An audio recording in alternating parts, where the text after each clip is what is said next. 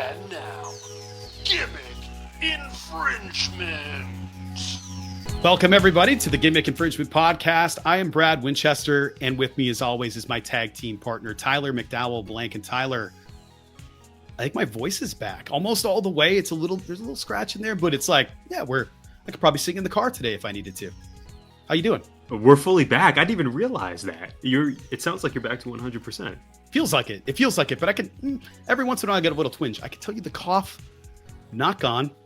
Okay. This ear,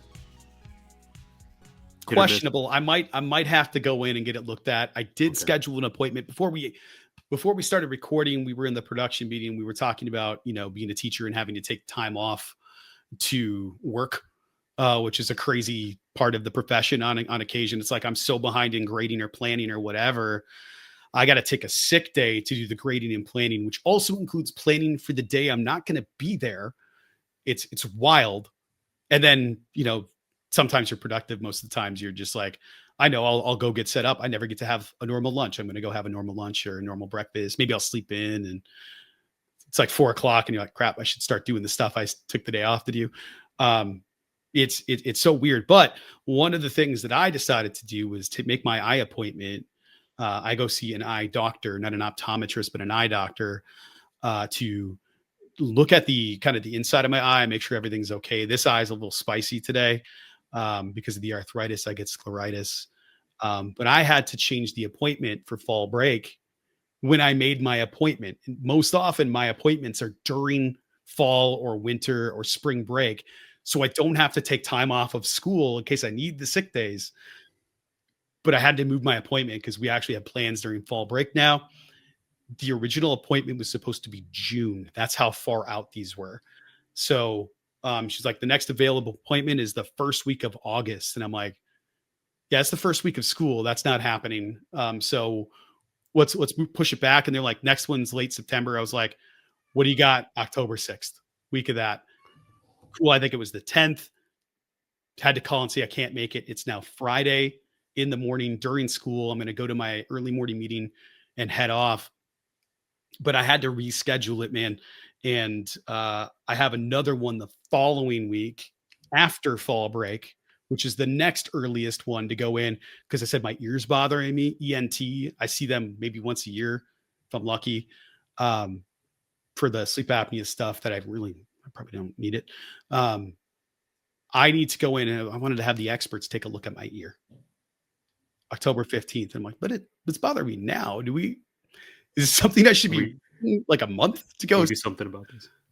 But I don't want to go to the urgent care because the urgent care, it's either going to be terrific, fantastic care, or they're going to be like, you have a dog? Yes, it's Giardia. Because that happened to me before.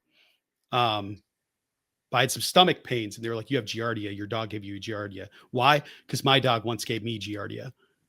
That was the rationale. I had to crap. I was constipated. That's all that was happening. I just had to. I was going to ask questions. As a cat guy, this is a brand new world for me. It's a contagious. What's the name of it? Is it? I can't remember if Giardia is kennel cough, but it's like dog virus that they can get. No kidding. And it is transmittable to humans. It's not very common to have it transmitted to humans. And they gave me this like stuff. And I was like, didn't do anything. And I went to my, family doctor as a follow-up, and they were like, yeah, that's stupid. You're fine. Here, take this, thing that'll make you poop. Right as rain. After that, just had to drink more water and have more fiber. And that's about it. But it was like, this is crazy.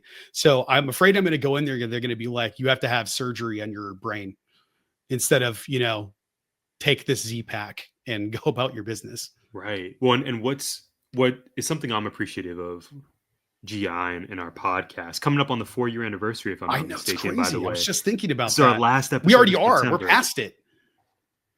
Time. So I think about those early days back in October 2021 when we started this venture, and now, and just the evolution of our relationship and the evolution of our content, our conversations on here.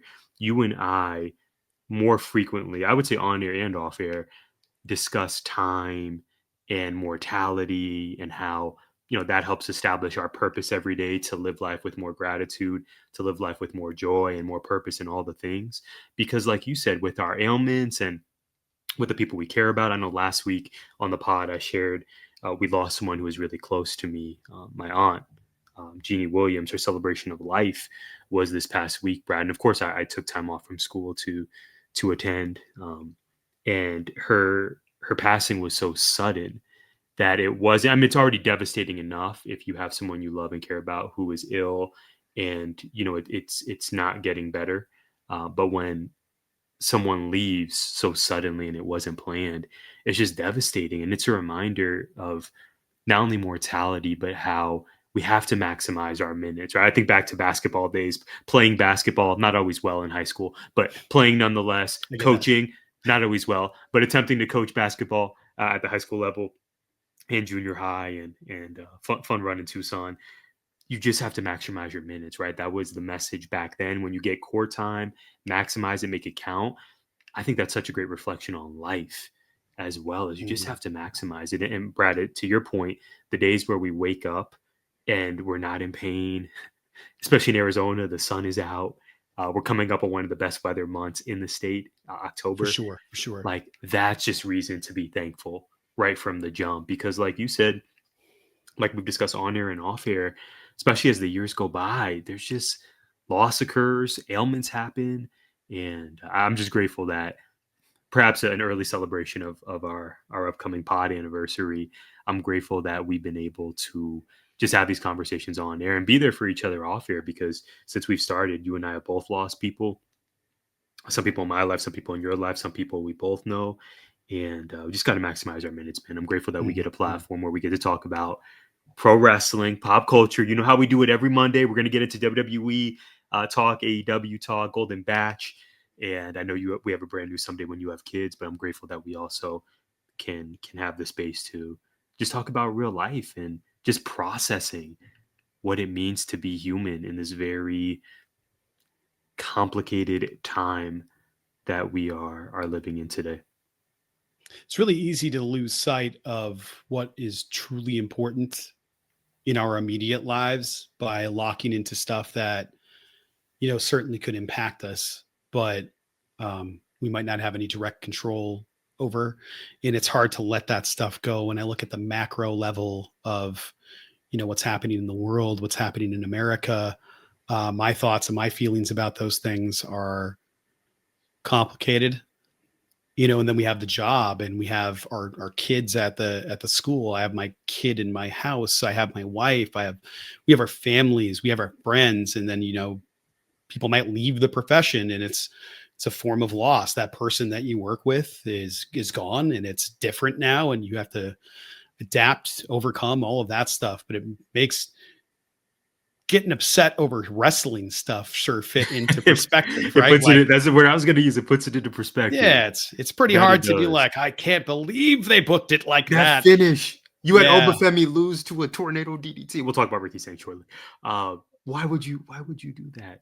Brad, if I can just jump into something that kind of reframed, I should say, my thinking around loss at Jeannie's celebration of life, and then followed by the repast.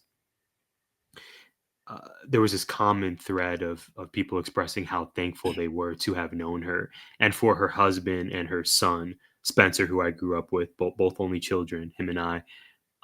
There was this common moment of gratitude where they thanked Spencer and her husband, Gary, for sharing her with us, right? So how cool is it that although she's gone too soon, how cool is it that I was able to get to know her, that the forces of the universe allowed our paths to cross. Exactly. And we were able to share these years, because there were people there who knew her for 5 years, 10 years, 40 years, going back to her growing up in Indiana and Ohio and what have you. So just being thankful for all the experiences, man, professional, personal, the joyous ones, the challenging ones, all of it shape who we are and inform who we've become today. So just being thankful that we had so many years together. I was like, yeah, that's the way.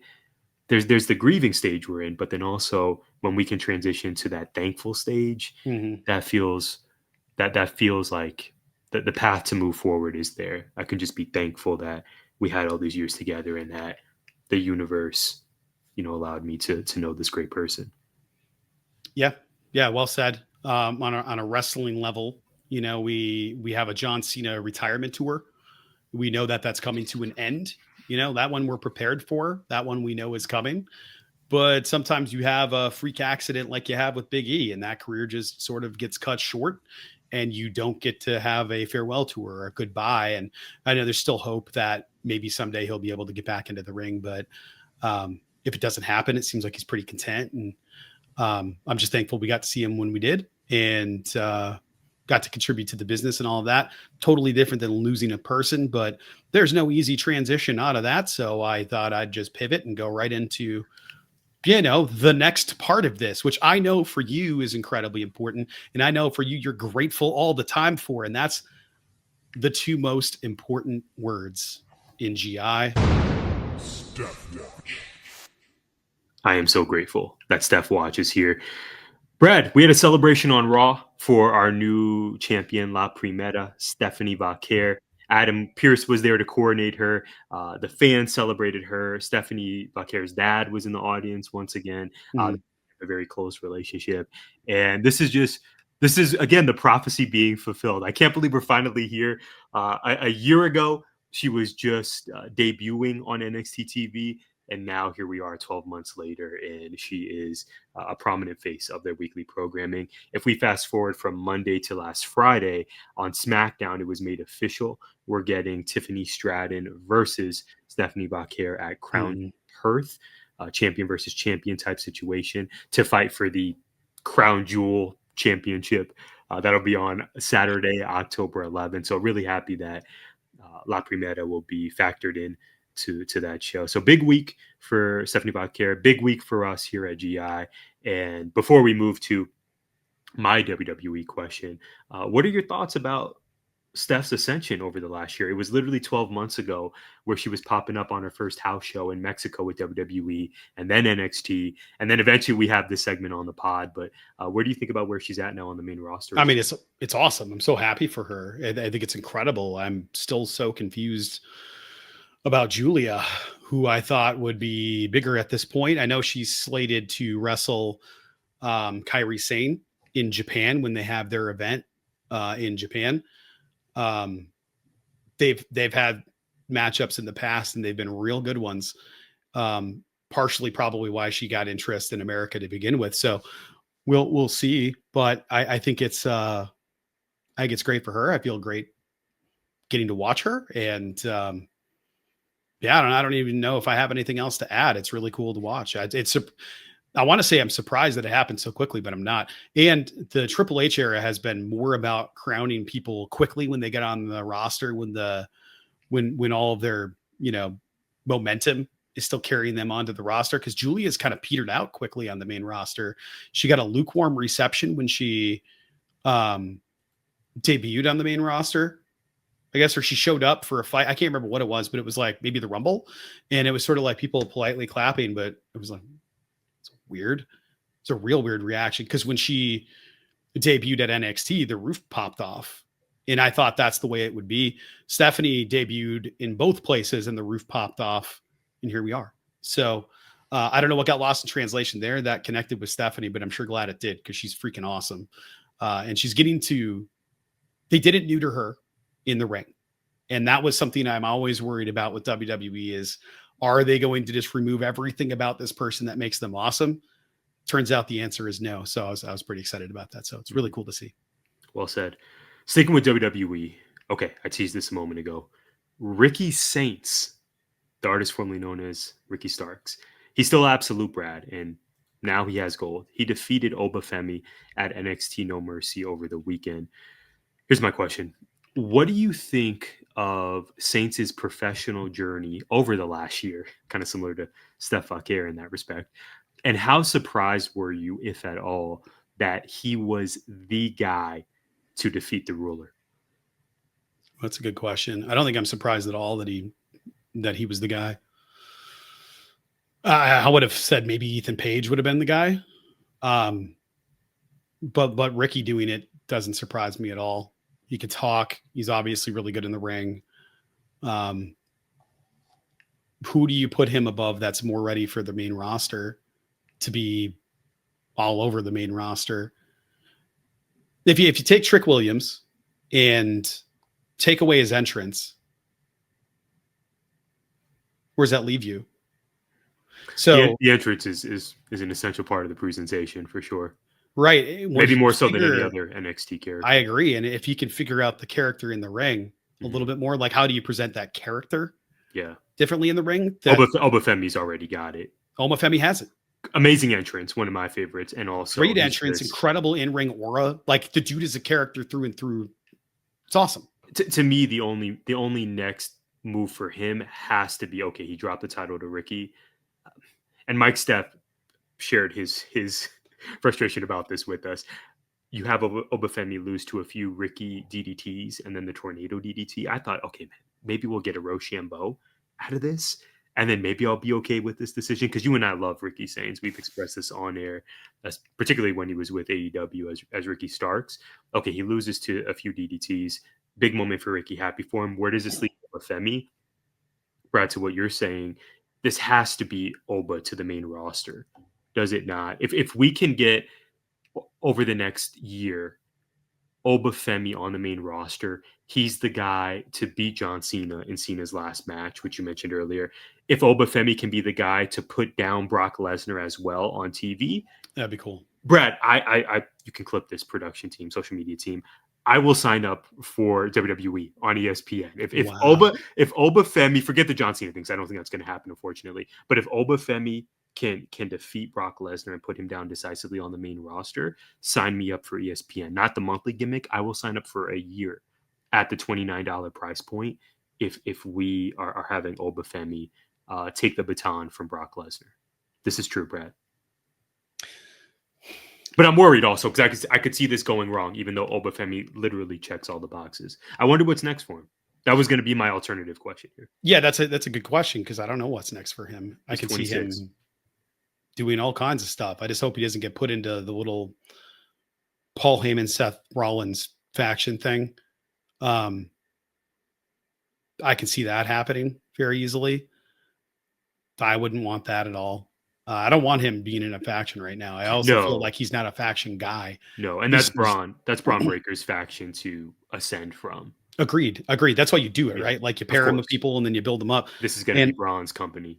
But I also feel like Braun didn't need that faction to do that. It just gave him something to do because I feel like they were like, well, let's wait. We have all these stories to tell because they could just put the belt on him today and nobody's complaining about that.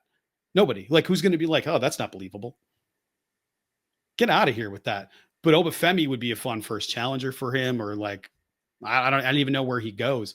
I would say that he's probably going to go up, and he's probably which belt does Sammy currently have? US? Yes, the US. He's been doing the open challenges. The open challenges make a lot of sense to have Obafemi show up and just take it off of him. Be careful. Listen, you beat Javon Evans, and I actually thought, going back to your answer, Brad, I thought Javon Evans was going to be the guy to dethrone Obafemi. I thought for sure, pencil that in for Stand and Deliver 2026. Oba has beat him on a few different occasions, even though Javon's come up really close. Javon is going to be the guy. So that surprised me that Ricky got to be the one much sooner than I thought Oba was going to lose. Because listen, Brad, if Obafemi doesn't lose a match until 2031, I would have no issue with that whatsoever. I love Obafemi that much, but I just, again, what you said is it resonates with me for sure. Well, the women's title also had not the outcome you were expecting. No. I was going to ask you about that, but yeah. Okay, so while we're here, Lola Vice, that was her moment to be crowned. What are we? But a masked assailant. Yeah. She wins the underground matches. She's undefeated at those, if I'm not mistaken. But I really thought this was going to be the moment to crown her. Who do you think it was? The walk reminded me of Shayna Baszler, but Mike Steph also pointed this out for us in the group chat. It does seem like it's going to be Lainey. I forget her last name. I haven't been as plugged into NXT. But I'm thinking it's going to be a newer talent. I don't think it's going to be a vet that like Shayna.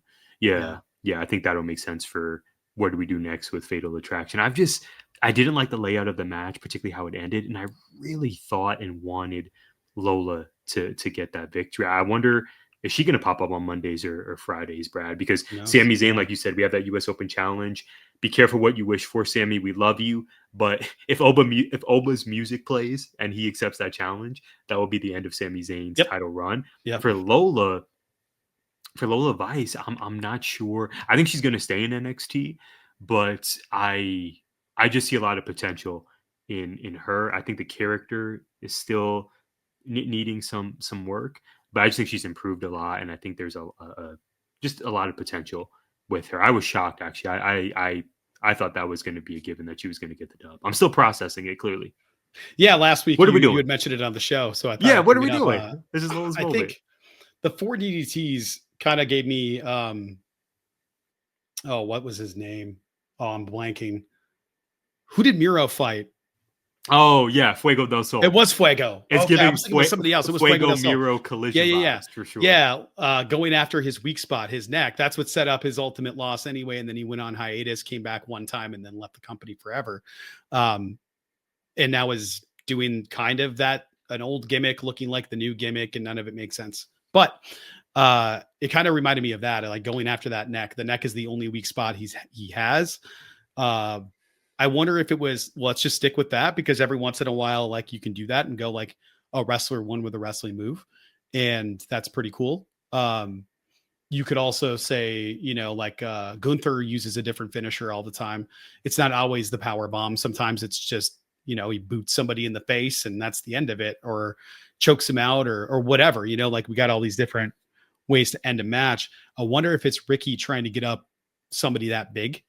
I don't know that he could do that move safely on someone that large, because we've seen him try to do it in AEW when he was Ricky Starks, and in AEW, like they always like kick themselves out of it, so they can't have it done. So get him up and then they get out. Because if he put like Big Bill up there, Big Bill's going to break his neck. So I don't know if that's a move that you could do safely with Oba Femi up there. A feud we never got, unfortunately. Yeah. For Ricky Starks, you and I were yearning for him for so long when he was off AEW TV and by all accounts was healthy. We were like, yo, Ricky Starks. I think a lot of our just audience, a no-brainer, can't miss. I think a lot of our audience as well, Brad, agreed that, okay, we have the established guys who are going to be the first set of men's champions in AEW. Chris Jericho, Jon Moxley, Kenny Omega, Hangman Page, clearly MJF was going to be next up. But you and I, if memory serves, really slotted Ricky Starks in that conversation as he could be there. He could be the pillar. I remember he had that Winter is Coming match, maybe 2022 or 2023 against MJF for the title. And no one, us included, thought Ricky was going to win. Right. But he belonged there. So then we had, he was featured prominently on Collision when Collision was in the image of CM Punk. You had the feud with CM Punk. You had the feud with Bryan Danielson. Awesome feuds. It was the one with Cope that ended up like being the death sentence. The moment with Cope. Because he got on there and murdered him in the ring, and it's like. And then he was, I'm not sure if I'm going in order here, but we know he had that tag run. He was champs with Big Bill. We got to see him live versus Sting and Darby when they lost the titles. My favorite live experience ever watching wrestling. And then relatively soon after, he disappeared from TV. What's he going to do? Is he going to stay with AEW? And eventually he ends up popping up in Florida for the NXT taping. And here we are where he is finally champ of a promotion. Just so happy for him, because you and I have been wanting to see him with the top prize in a company. Yeah. So really cool. Although, again, I'm not sure I penciled him in to be the guy to beat Oba. Just really cool that Ricky Starks, Ricky Saints, bet on himself. He is who we thought he's always been, and he's ready to be the top guy in NXT. I'm excited to see what comes next.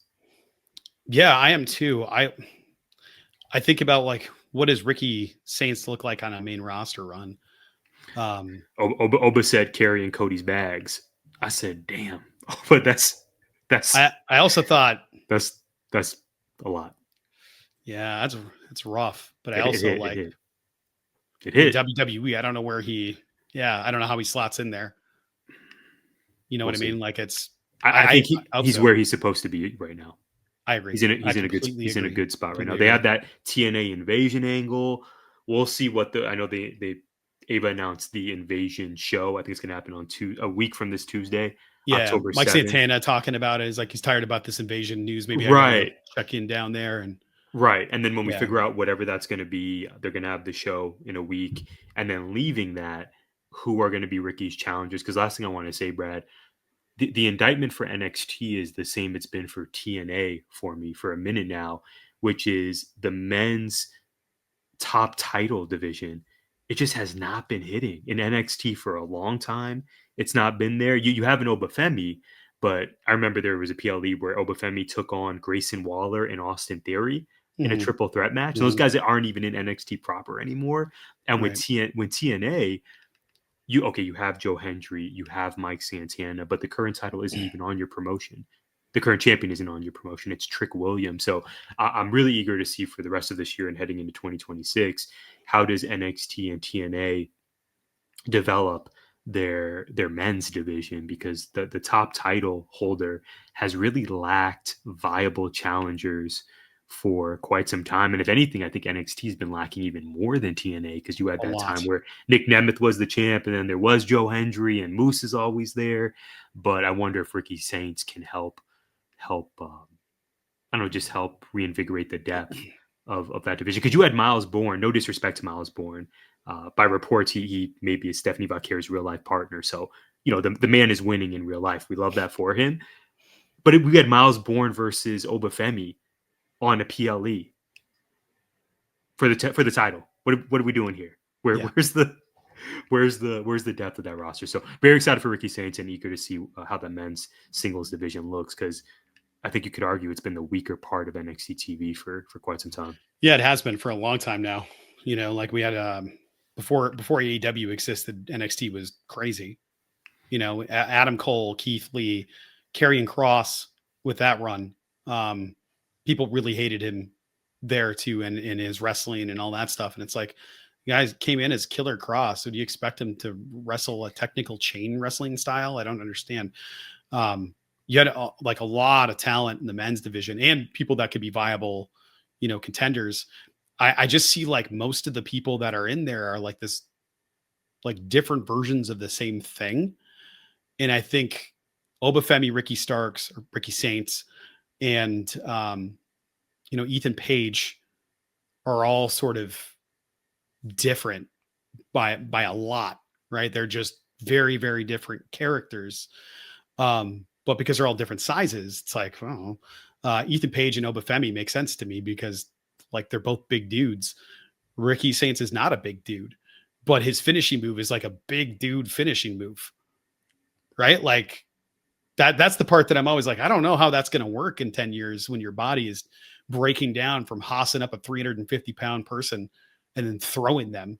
Like, and we know he's had like neck issues and spine issues and stuff. So I hope that's a viable thing. Either they're going to have to pivot. We know stars that have gone to different finishers and have changed over time. Even like, Jeff Hardy changing the way he lands with the senton. He used to do it to save people. And now he's like, nope, you're taking all of it. It's going to hurt real bad because I'll break my legs if I don't do it. So we'll see. But it's just like, to your point, character wise, they have established veteran characters. You have Nick Nemeth. You have, God, I'm blanking. In TNA, Frankie Kazarian. Not TNA. Forget in TNA. Just NXT. NXT. Yeah. Just NXT. Sean You have a bunch of Spears. veterans. It's going to Sean Spears. Yeah, Sean Spears. He is a faction, but yeah, he's a veteran talent. But that's what I mean. Like you have a lot of older veterans that like they could take the belt. They could be on top. They'd have a run that's fine. They'd be a great place to carry the division for a while until you can build a viable contender up. But also like we don't want to do that because they're veterans. They're there to put over the younger talent and help them out and make them look good so that they get ready, yada, yada. I don't want to belabor the point, but it's just, there's a lot of talent there, but there's not a lot of standout talent where if you look at the women's division overall, it's like all standout talent, head all and over shoulders the place. above. Yeah. We're talking. I mean, Lola Vice now is maybe third or fourth on the depth chart, and I think she's more compelling than most of the Lola Vice, men. JC Jane, Sol Ruka. There's just like talent. Kelani Jordan, now the new TNA Knockouts champion. Jada Parker. I mean, Sol Ruka. It's just it continues to be an embarrassment of riches. Step your game up, fellas. Come on now. And then you have TNA, and I feel like that is a good place to inject other talent into it. But also, like, if they're in TNA and not on NXT to begin with, is it because there wasn't a roster spot open for it? Is it because they were too stubborn to take that spot? Or is it because WWE was like, no, you're not going to fit? And now what are we doing? AAA, it's the same thing. You can have all these folks come over and do those things, but stay in AAA. Like, I don't know. I don't know how to feel about it because it's weird. It's all sort of weird. I don't really understand how this is all supposed to fit together. NXT is starting to feel like it's got the same problems to me. This isn't my question. We're going to go forever, though. This isn't my question. NXT feels a little bit to me the way that AEW feels with all the ROH stuff. It's like you have this other brand that's also part of this brand, and I have to care about this brand, but there's tomfoolery happen over here where I never know what the hell is going on. I want to be able to watch my thing, and I want to get excited about crossovers, but when the crossover is taking away from the main product and talent on the main product that I'm actually invested in seeing, and now I don't see them because they're going to wrestle Moose or somebody I'm not watching on TNA. Mike Santana coming over, I'd be excited to watch that, but I'm excited because of Santana's work in AEW, not because of anything else, So it's just it's a bit of a struggle for me to try to stretch into that when I'm not locked into the product. And I think part of that was because, like when it was on Wednesday head to head with Dynamite, I was picking Dynamite because it was just better, way better at that time. And now it's like, it's a very good product, but I'm so used to not watching it. And my one night a week, I feel I don't have to watch wrestling. Especially since I can't, because I don't, it's not available to me, but I did get a VPN this week, so maybe we change that. Maybe it's time to go back to the network and get rid of this ESPN subscription. We'll see. Perhaps a future sponsor of GI. I hope so. If you're listening, throw that out there. NordVPN. Okay, Tyler, my question for you, I'll try to be quick. It's a tough one. Crown Jewel is kind of getting the Survivor Series champ versus champ treatment with Seth versus Cody. And as you mentioned, Tiffany versus Stephanie. We're also getting Cena versus Styles after fans basically lobbied for that, and we got it. The AAA show is also getting a bunch of matches, and like I mentioned, Julia and Kairi Sane will be at the Japan show. Okay, with WWE in Mexico, in Australia at Perth, in Riyadh, Saudi Arabia, we've seen them in India, over in the UK, and France. Which nation, which hasn't had a WWE event, would you like to see get one next? Wow. That's tough. Okay, so I got to go with the homer pick. When's the last time WWE had a show in Italy? I think they went there for a SmackDown or Raw relatively probably recently, but I don't know that they've had a PLE there. Mm-hmm. I would love that. My father's from there. I love when WWE, when they go overseas and they'll show scenery from these different locations, from I love that. England, from Scotland, drone footage from everywhere, and all the B-roll stuff they do. Yeah, from Belfast. I could just sit through like 30 minutes of that. If amazing. They did that. The talent going through these different locations. So Italy's going to be my choice, right off rip. There's actually an Italy reference I'm going to make later, likely in What Did We Miss, a new show on Prime Video that is set in Italy, and I'm just loving the scenery and how that's woven into the story. So Italy's going to be my answer here, Brad, for no other reason than I love seeing Italian scenery, and if we could have some of our favorite performers from WWE, frolic around and inform us of Italian history, I would love that for us. How about you? I'm with you. I think Italy, Greece, Spain, anywhere in the Mediterranean would be great. I think it would be cool to see them do it. I know they went there. They went to Germany at one point, but I think that could be really interesting, or Austria or somewhere in that area could be a lot of fun. Belgium would be cool. But imagine them getting it set up inside the Coliseum, having a smaller venue, put bleachers in the center and the ring in the middle, and having a Coliseum show. Nothing would ever touch that. That would be the one. That would sell out in 15 seconds. It would be incredible. Would they be able to pull it off? Probably not. But or Spain, if by or near or in, I doubt in the Basilica, or There's so many different places that you could go. They could go to New Zealand instead of Australia. You could always do it somewhere there. They could do one in Shanghai. That could be really cool and different. Or Hong Kong. That would be really cool. Cause like there's parts of those cities that are just insane in the background that I'm sure there's a venue where they could do it and it would just be so different. But getting that set up would be probably a difficult process. Even though they're kind of independent, it's, still that region of the world is tough. If you're an American company, Korea would be great. South specifically. I'm sure there's places in South America that I'm not thinking of right now too. Imagine Stephanie Vaquer having a home match in Chile. That could be really cool. Brazil would be really cool. You could do it in Rio. That would be amazing. Or Brasilia. There's a lot of choices here. I think I'm with you though. First choice, it's got to be in the Mediterranean. I'll agree with you and say Italy. I love that for us. I have no argument against the fan base is so global. And this is something I didn't realize when I was coming up and entered my wrestling fandom, Brad, I guess like a lot of forms of entertainment, like most sports, it's global. It's a global industry, but particularly now with the reach of wrestling, with as many viable companies as there are, fans are not limited to just the United States. We've even been able to interact with fans outside of the United States since we started our podcast. Yeah. And it's just incredible that wrestling touches people far, far beyond, Arizona, far beyond the United States. So I love all your shouts. Italy, let's make it happen. I'm here for it. Well, there's a lot of things I'm here for, Tyler. One of them is Freya. It's my kid. I am here with another someday when you have kids. So play the music. And now it's time for Someday. Someday when you have kids. Someday I can have kids.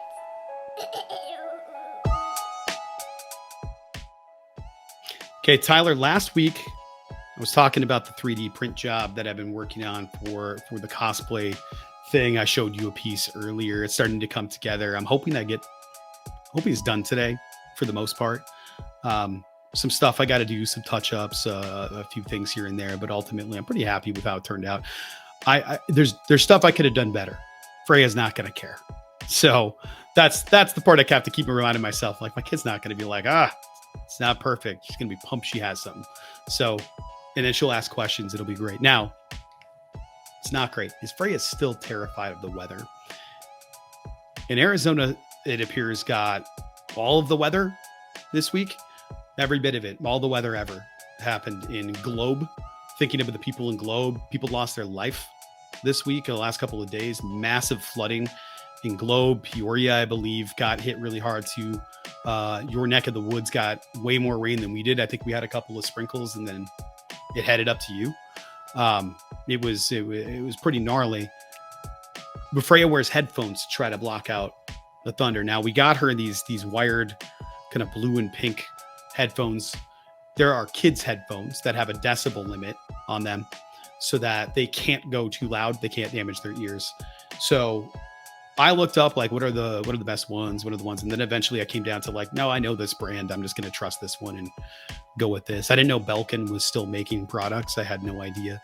So I bought a pair of Belkin Bluetooth headphones that are volume limiting to like, I can't remember what the dB is. I think her other ones were like minus 94 or something. 94. I never know how they do decibels on these things because it's different than what I work with. Well, anyway, they're a little louder than her other ones. But her other ones weren't Bluetooth, Tyler. This child's so excited to be able to walk around without having to carry her crap that she's leaving her Kindle tablet up on the table and then walking around to do other things. She can't hear a damn thing. And she's bumping into us. She's not paying attention to anywhere she's walking. It is nightmare fuel. I think I made a mistake. She's really excited about this, but she is just all over the place with this walking around, not listening, not paying attention. She didn't even have a phone in her hand, Tyler. She's just zombified through audio and just Like, yep, going through the gate. She walked right into me last night. I had coffee in my hand, and it was an affogato. Jess got some ice cream and a little espresso shot, and it was very good. Little treat. I bet Jess was probably up pretty late. I slept like a baby. But I had it in my hand. She just walked into me. This is the thing. She didn't even turn around. She didn't acknowledge she hit me. She didn't do anything. She just kept going. I was like, her hearing is so affected that she can't feel the world around her. So I don't know. We might have a problem on our hands. Jess has been telling her, I've been telling her, it's only been like 2 days with this thing. Just go like this. If you get up, just take one earphone off. That's all you gotta do. Do the one ear situation. Just do the one ear so one you can ear hear on, the one ear world off. around you. Yeah. She's not buying it. Final thing. On a positive note that's not really positive, but it is hilarious. She has no sense of volume with those things on, and she doesn't realize she's being loud. She's being loud enough so she can hear herself. So she'll just be like, do we have any sandwiches left? Are there any sandwiches? It's like, I am right here. Stop with your yelling.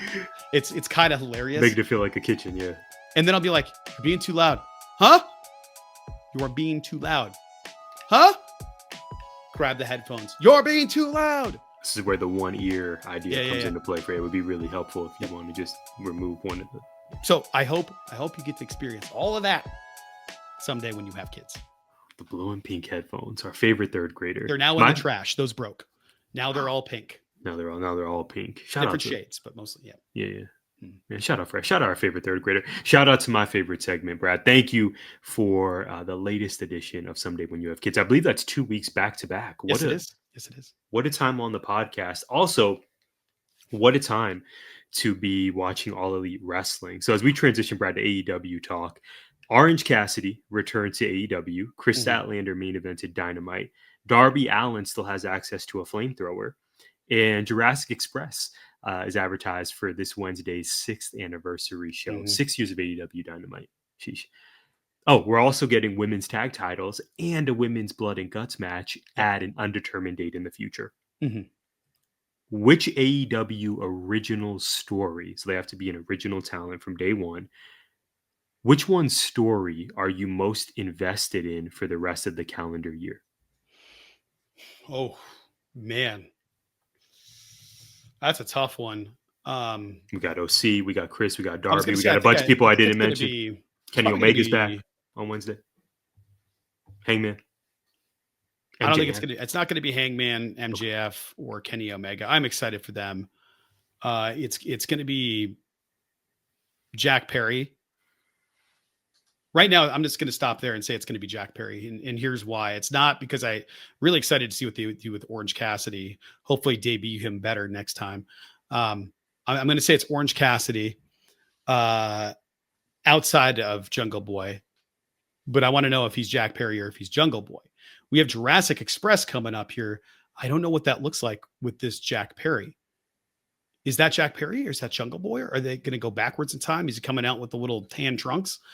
I honestly, you got to tune in on Wednesday. Find out. I don't actually want that. Like, that's not a thing I'm interested in. Yeah, you mentioned that last week. You still because feel that I really like the way he was working as Jack Perry. It doesn't mean he can't do that in the ring, but it's not going to feel the same if he's wearing frills on his boots and wearing underwear. Like, it's just not. If he decides to wear like camo pants instead of all black, I'm in. That would work. That would work for me. Then he's like Jungle Man instead of Jungle Boy. And it's like just a boy and a dinosaur. It's like, are you really going to call him a boy after all the crap he did?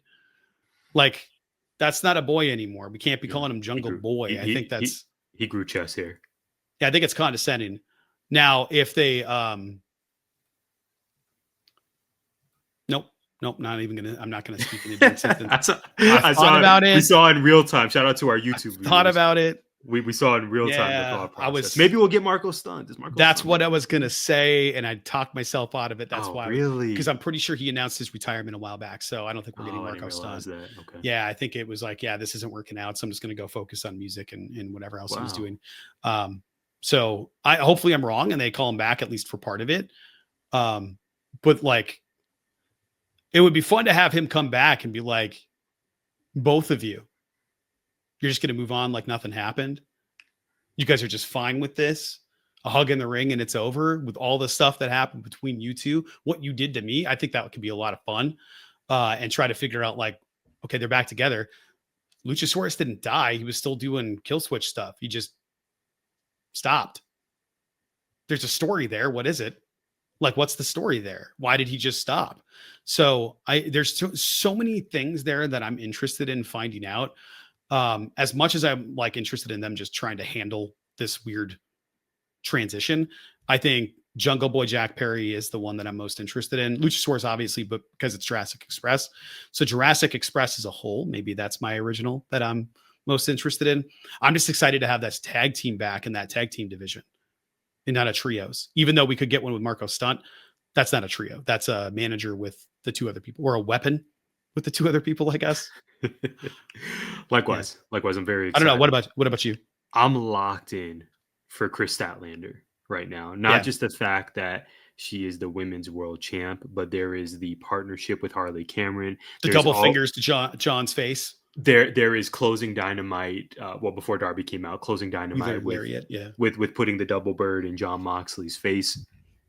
There is the kind of always lingering frenemy situation with Willow Nightingale. Speaking about women's tag titles, you and I fantasy book them possibly being the inaugural women's tag champ. So not just that we love Chris Statlander and she's great at what she does, but also from a storyline, from a character investment perspective, I'm locked into are her and Harley Cameron partners long term. What's going on with this Death Riders situation? They've recruited her, but she effectively said no, I think, on Wednesday with the middle finger double situation. birds and a lariat will do that. I think that was a pretty hard go. I don't think then you got the Willow situation too. Yeah, I don't think Marina's happy about it. Maybe that's Chris Statlander's challenger at Wrestle Dream. We shall see. So Chris Statlander is my choice here. I'm really optimistic that the best is yet to come. She's been here 6 years, but really optimistic that the best is yet to come for her. I completely agree with that. I'm not mad at that at all. I think Chris is a great pick. She's one of the people I was thinking of. And like, there's still stuff that we have to look forward to. We have, Anna Jay's still there, and we have a lot of AEW originals, even though Anna Jay was kind of not an original, right? Like, she came in a little later. I think she was there, but I don't think she was really being used. And then Brody Lee put her on the map, right? When they were like, I got the Queen Slayer out here, taking out Brandy. Yes, exactly. I was thinking of the Nyla Roses, the Rihos, dare I say Dr. Britt Baker, DMD. I think she'll be back. I think there's stuff there that we don't know about. There, for all we know, her medical stuff came back up. We don't know. We know she got suspended. We know there's probably super weirdness there with the Adam Cole thing. Right. There's probably a whole bunch of reasons she's not there that we're not privy to, or she's just unhappy creatively. I don't know. She could have done something to get herself in trouble, and now she's benched. I have absolutely no idea. None of us do, except for Britt and maybe some select people in her circle. Maybe she's just not happy with wrestling and she wants to focus on her, her actual real life school training with her dental practice. I got a lot of questions about that. I think, it's not an original, but like, people seem to have forgotten Ruby Soho exists. We're going to get her back eventually. Sure. Yeah. So I don't know when. I don't know how the birth went. I don't know how Mamon's doing. I don't know if she has a timeline. I don't know any of that stuff, but like, I'm assuming she's not done. And, we saw, Penelope Ford is an original. She's doing some cool stuff. I'm excited to see what happens there. We saw her kind of not debut or re-debut, but a re-debut as a tag team with her former tag partner.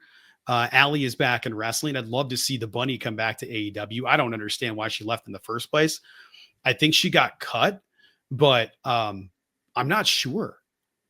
I have no idea what happened there. Was that pre-ROH when she left? Because she's been gone for a couple years, but I believe so. But that would have made sense to have her around, because there's plenty of places that she could work. She could work in ROH. She could work in AEW. They have plenty of room. I would love to see her come back. There's a lot of originals that aren't there anymore. We already talked about Ricky. Ethan Page came on late. He was an ROH transfer, but he always felt like he became a big thing in AEW, even though it was like unbelievable how they didn't use him correctly. A lot of questions there too. So my answer, I guess, is I don't know, Jack Perry. Let's go with that. My question for you. I love it. Honorable mention, Scorpio Sky. Scorpio Sky, thank you. Okay, yes. We're back. We got Skyflight, but Christopher Daniels is still there doing background stuff. And in December, what does Skyflight look like? We'll see. Private Party still there? I don't even know. I think they're probably popping. They're probably gone, but probably popping up on NXT the next time we see them in a more than likely televised ring. Yeah. How different are they from all the other NXT talent? Okay, moving on. Here's my question for you. That was my processing. Yeah. If you saw on YouTube. So Orange, this is what I wrote, and you're probably gonna pop for this. Orange Cassidy is back, and his reappearance was so clunked by tech that I'm sad for all the tech people involved. It happens. It just never feels good. When the lights don't go off early enough, it ruins the surprise. Then the lights go down, and then we bring them back up. It just looked bad. Everybody knew he was there and was cheering before the reveal, so I was sad. Jurassic Express re-debuts next week. But all right, this is what I wrote. I'm reading from my notes verbatim because I assumed you were going to ask me about who would be the inaugural women's tag title champs. Not quite. Nope. Just when you think you know me, you think you know him. How do you think? I doubt it'll be Edge. How do you think the first ever women's blood and guts match is going to affect the women's tag division? So here's my thought process. If we're going to start this tournament or however we're going to do this pretty soon, and you have like a whole bunch of tag team people that are going to be doing a big match, not as tag teams, kind of hard to be in the tournament for the tag division if you're effing off doing other stuff. So how do you think blood and guts match is going to affect the tag division, if at all? Yeah, the timing of this is going to be paramount because the talent involved, there's a lot of talent involved that overlap. You mentioned the aforementioned Penelope Ford and Megan Bayne.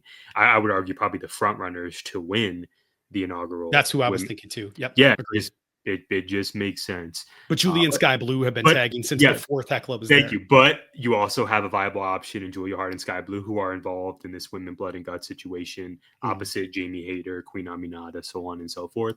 So I would venture to guess women's blood and guts, that match will happen before the inaugural tag champs are crowned, just because I think it's just easier to get one match in versus potentially, a several multi-week tournament, probably culminating in a match at a pay-per-view as opposed to a Dynamite, let's say, unless there's a big Dynamite advertised for HBO Max. So I think blood and guts will happen first. I would surmise that Jamie Hayter, Queen Aminata's team will win blood and guts. The babyfaces get the victory just as we want. And then I think we're going to start the women's tag title era with villains as champ, with heels having the gold. Again, whether that be Megan Bayne and Penelope Ford or the Sisters of Sin in Julia Hart and Sky Blue. So my thought is creatively, okay, the team we like gets the win at Blood and Guts, Team Hayter, Team Aminata. But then the heels get back on top when they actually end up winning the gold, probably a few weeks or a month or so later when we crown the first women's tag champ. So it's going to be interesting. It's going to, I think, overlap a lot of the same talent, but I'm just so excited we finally reached this place where in quick succession, we get both of the wishes we hope would become granted. It's exciting. Yeah, I wonder if because I know Shayna Baszler has been doing stuff with NXT, but I don't know if she's on a contract backstage. She might be just done. I don't know. She might be like, I'm in my 40s. I'm good. You need that tag team with Marina Shafir. Exactly what I was thinking is like they will be the champs in that. Well, now that Chris turned them down, right? And we need another woman in this division. I'm going to make a call to one of my friends. Marina goes, I know somebody. Give me 2 minutes, John. Yeah, so like I could see that happening. There's a lot of things I could see happening there, but that would make sense to me, having both of them in there. And Shane is great on the stick. Imagine her in AEW doing a promo.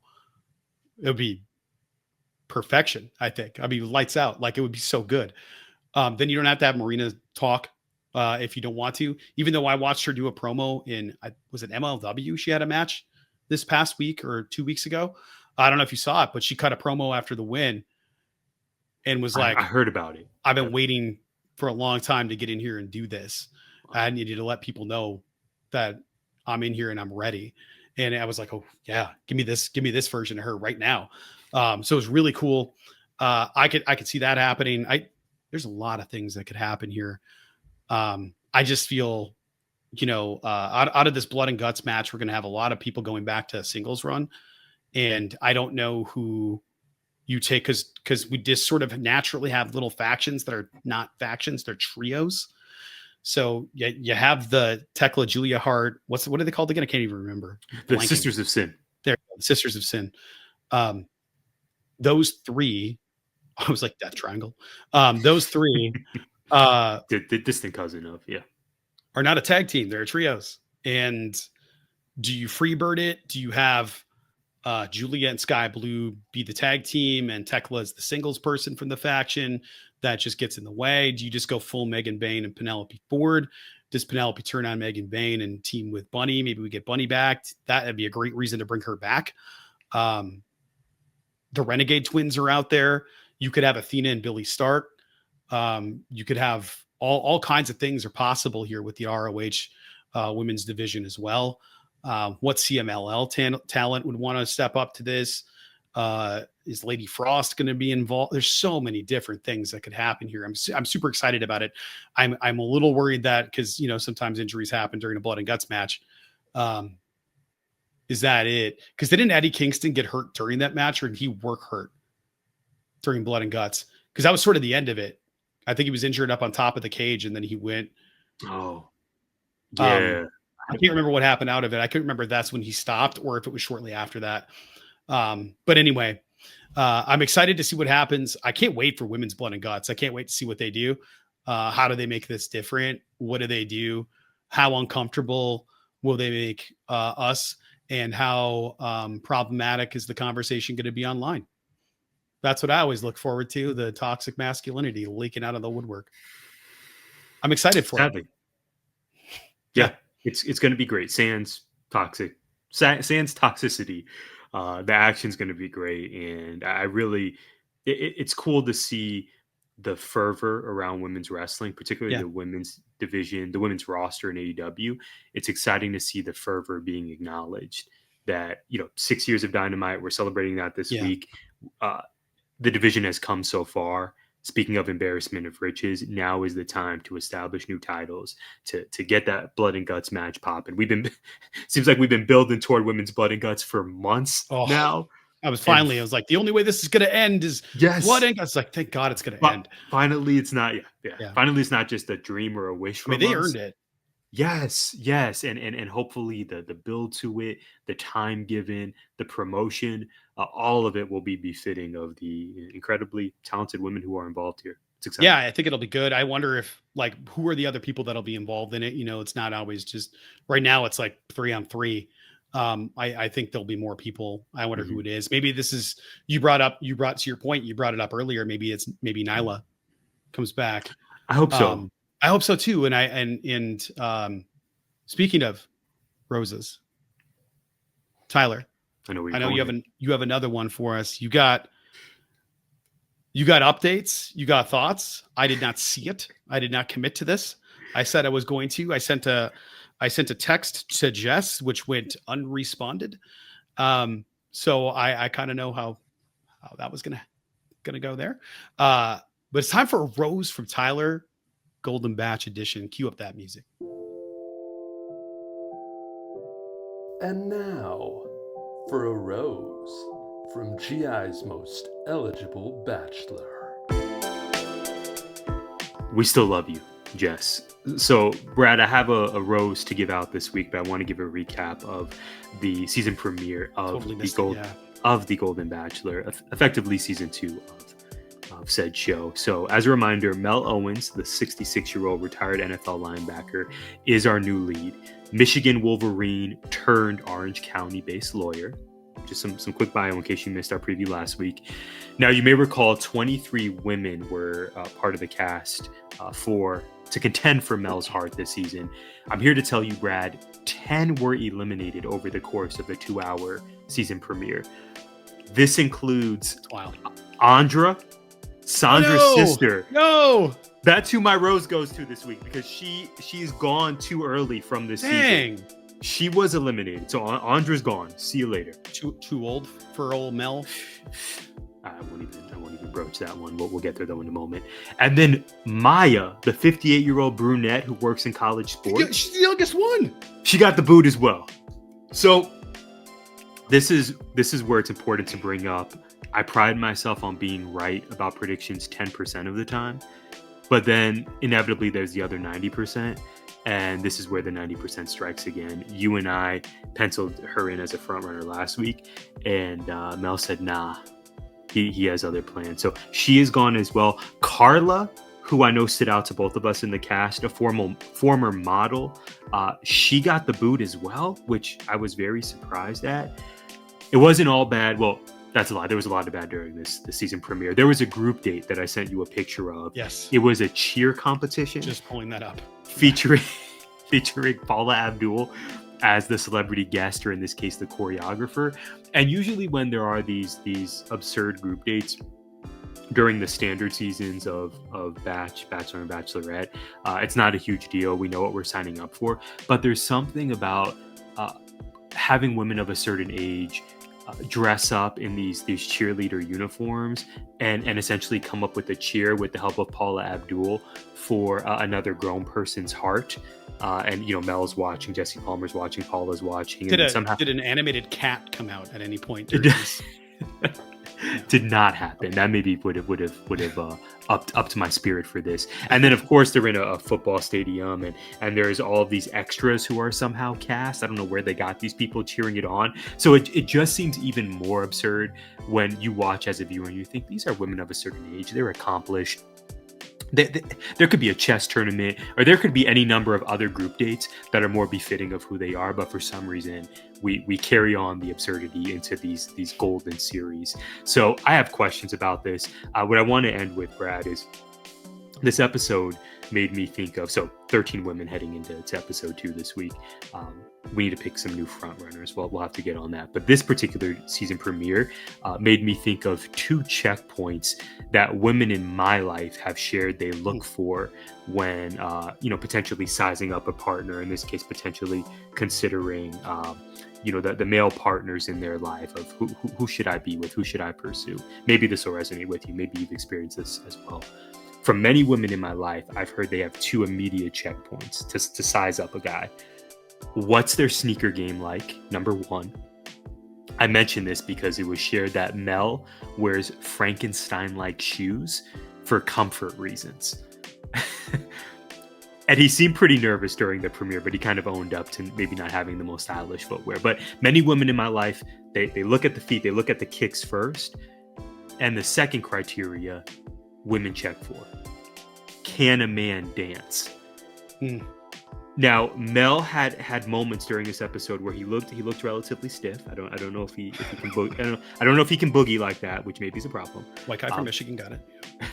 But within the first 90 seconds of the premiere, he did issue an apology over B-roll footage for his comments made over the summer on that Michigan football podcast, where he said his unwillingness to end up with a partner over 60.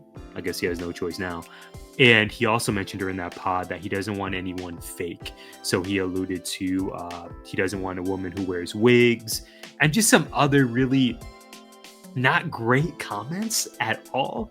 So in summary, and then I want to pass it to you to hear what you think about what I've shared. I don't think Mel Owens will be bad enough to make the season must watch, but I'm not sure he'll be a compelling enough lead either. We shall see. Again, episode 2 is on Wednesday. Brad, what do you make of these notes? On the one hand, if Mel is trying to say he wants somebody that is so confident in themselves that they don't need a wig or something else because they're, they don't dye their hair because like their hair is going gray, who cares? I respect that part of it. The part I don't is that assumes that it's for him and not for themselves to feel better. And that's the part that really bothers me when people say stuff like that. It's like, it's not about you. It's about feeling good. And if that makes you feel good, go do it. Like, that's crazy. So this guy, this is the time where I would be like, if I'm one of these competitors, I'd be like, take it. I don't want it. Like, yeah, I'm out. I'm gonna. They were willing to forgive him. They challenged him when they got out of the limo. They said, "Hey, I heard what you said over the summer. I didn't like it," and he apologized time and time again. But we'll see if that was for the premiere. We'll see if that continues for the rest of the season. It's a weird way to start out your lead. Yeah, I wonder what their contracts look like for the women. Are those contracts like, I agree to do at least 4 episodes or something like that? Because because like if they already signed it and they're there and they're like, I had to commit to this piece of garbage. Like, so and then some people are like, I don't care. I don't care if they are a piece of garbage. I like pieces of garbage. Some people are into that. There's got to be a better way to cast these seasons, especially when we're coming. Or find off a Bachelor. How is this it? When we're coming off of Gary's season? Yeah, Curry and his burgers, man. You knew the assignment. The assignment was to find the least problematic guy you could, and maybe Mel checks a lot of those boxes on paper, but I'm willing to give him a shot. I just think from okay, who are you choosing to follow up the volatile inaugural season of Golden Badge? I'm surprised they went with this guy, but we'll see, Brad. I don't know what to expect. The Frankenstein shoes will remain, and we'll see if he can dance. Maybe, I mean, he was a linebacker. You got to use footwork. Maybe he has rhythm. I just know women in my life that those are usually 2 immediate checkpoints. What's the footwear looking like? And do you got 2 left feet or do you got some rhythm? Yeah, the custom orthotics, not great for dancing. The custom orthos. Yeah. Yeah, the all black, slightly lifted custom orthos, yes. I'm sure is comfort. Yeah, calling them Frankenstein shoes is really funny to me, actually. But like, dang, yeah, I get it. I understand. It's tough. I understand. I used to care a lot about my footwear, and now I'm like, these Under Armours are really comfortable. This is what I'm wearing today. Do I need to change them up for this outfit? Yes, I do, but I'm wearing them anyway. And you found your person, though. Let's not forget that you and Jess found each other. I mean, that's fair. I don't have to care as much. For us single folks, we got both out here. Kicks are looking okay. Yeah, don't get me wrong. I gotta clean them up. I gotta make sure they look presentable. I still don't want to look like an idiot, but also I don't want that for you either. Yeah. I gotta go up ladders, and I'm not wearing the nice Toms because I gotta go up a ladder. I don't want to slip and die in nice shoes. They gotta be functional. I want to wear the Frankensteins. Tyler, what did we miss this week? 2 main items that we missed. Number 1, WNBA talk. WNBA playoffs on my list as well. Yep. We record on Sunday afternoon, so admittedly we're having this conversation before Game 4 5 p.m. of the Minnesota Lynx versus Phoenix Mercury. You even got the timestamp on that. Let's go. Okay, so thought about wearing the shirt, but I've worn it a lot around here. So you have, and I'm proud of you for that. Cheryl Reeve got ejected from Game 3. I read a report earlier that Nafisa Collier, Minnesota star, is out for this game with injury. So the signs are pointing to Phoenix closing out the series and advancing to the WNBA finals. I want to assume this will happen. I want to assume we can have nice things.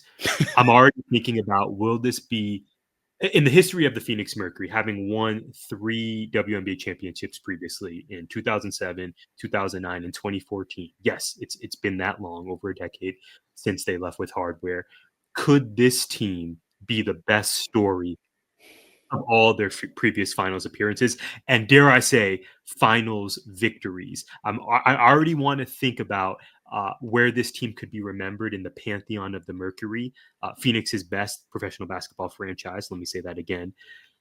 But I don't want to get my hopes up, but I'm very excited. We'll see if the Aces can close out the fever, but I am feeling so encouraged by the Mercury. You called it, Brad, back on our WNBA midseason report with the great Desmond Powell. You were buying into Phoenix, and I regret that it took me so long to get on board, but I am here now, and I cannot wait. Do you have any thoughts before I give you my second? What do we miss? Go Mercury. No, it feels good being right, but this feels like a trap. I wrote a couple things in my what do we miss? We already talked about Ricky Starks and the other one was the Mercury, the WNBA playoffs.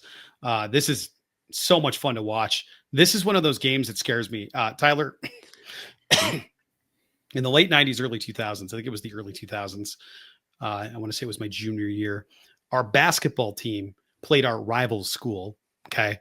It was Escanaba versus Gladstone, Michigan. Nobody's heard of these places, but is Escanaba versus Gladstone. Big rivalry game. The entire starting lineup of the Gladstone basketball team was benched for a game. They had gotten like suspended because they got in some trouble doing something. I don't remember what it was. Doesn't really matter, but they were on the bench. And our team was not great, but it was pretty good. It was decent. Going to be a blowout, right? Their best players are down. They lost that game. I believe at the last shot. I'm pretty sure it was a buzzer beater to end it. Gladstone won. Escanaba lost. And everybody went in there loud, confident, going like, it's not going to be a big deal because all their starters are out. And that team showed up because they were like, no, we're good too. And we're here to show them that they don't have a chance and that respect needs to be put on our name. So this game scares me because one of the best players, arguably the best player in the WNBA at any given moment is out against the Mercury, doesn't mean that it's going to end with a dub. I hope it does. I hope you're right. This would absolutely be the best team in their history, only because it's the best team in their history. Who's the most Hall of Fame worthy star on their team right now at the moment? Alyssa Thomas. Alyssa Thomas. Would you put Alyssa Thomas in the same group as Diana Taurasi?